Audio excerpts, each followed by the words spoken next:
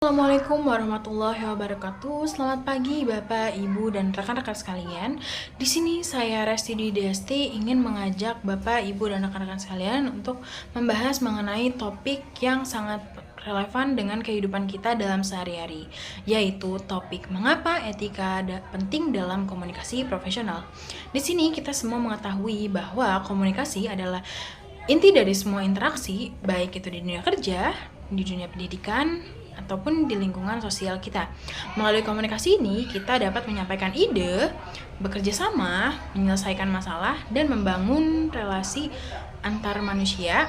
Namun, komunikasi saja tidak cukup, dan komunikasi itu harus dilandasi oleh etika. Melalui presentasi ini, di sini kita akan memahami peran penting etika dalam komunikasi dan bagaimana penerapannya dapat berdampak besar pada lingkungan kerja kita. Sebelum kita melangkah lebih jauh, mari kita samakan pemahaman kita terlebih dahulu mengenai etika. Jadi, etika adalah kumpulan nilai dan norma yang menjadi pedoman kita dalam bertindak. Dalam konteks komunikasi profesional, ini berarti kita bertukar informasi dengan tetap memegang teguh standar dan nilai yang berlaku di dunia kerja. Dan dalam etika komunikasi profesional ini juga kita mengutamakan kejujuran, rasa hormat, dan rasa tanggung jawab. Karena ini bukan hanya tentang apa yang kita katakan, tapi juga bagaimana cara kita menyampaikannya. Prinsip-prinsip dalam etika komunikasi. Terdapat beberapa prinsip-prinsip dasar yang perlu kita pegang dalam berkomunikasi secara etis di lingkungan kerja. Yang pertama adalah kejujuran dan transparansi. Menyampaikan informasi secara utuh dan jujur tanpa menyembunyikan fakta penting. Yang kedua yaitu menghormati perbedaan dan mendengarkan secara aktif. Membuka ruang dialog dengan penuh empati dan menghargai keberagaman pendapat lainnya. Yang ketiga ada menjaga privasi dan kerahasiaan, tidak menyebarkan informasi pribadi atau perusahaan yang sensitif. Yang keempat ada menghindari gosip dan komentar yang merugikan, fokus pada komunikasi yang membangun bukan merusak. Dan prinsip-prinsip ini tidak hanya memperkuat profesionalisme, tetapi juga menciptakan lingkungan kerja yang sehat. Dan pada slide kelima ini untuk memperjelas pemahaman kita mengetahui etika komunikasi, mari kita melihat sebuah studi kasus.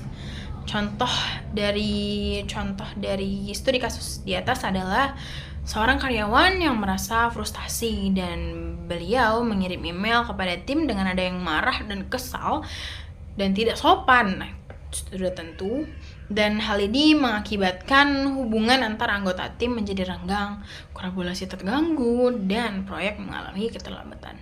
Apa yang bisa kita pahami dari contoh studi kasus di atas adalah pentingnya memilih kata-kata dengan bijak, meskipun pada di saat itu tuh kita sedang marah dan tertekan. Namun komunikasi yang tidak etis bukan hanya mencoreng profesionalisme kita, tetapi juga dapat mencoreng produktivitas tim secara keseluruhan.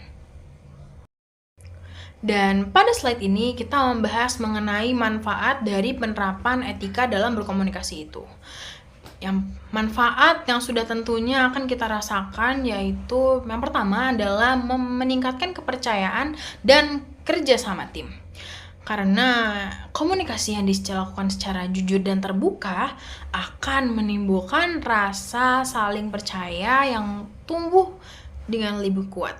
Yang kedua adalah meminimalkan konflik dan kesalahpahaman.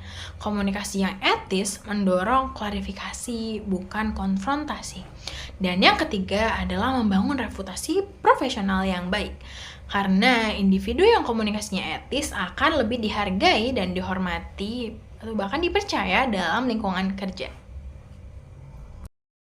Dan pada kesimpulan dari materi yang sudah kita bahas adalah etika merupakan pondasi atau kunci utama dalam komunikasi profesional karena itu membuat atau membangun menciptakan rasa saling menghormati, rasa kepercayaan dan kejujuran antara rekan kerja.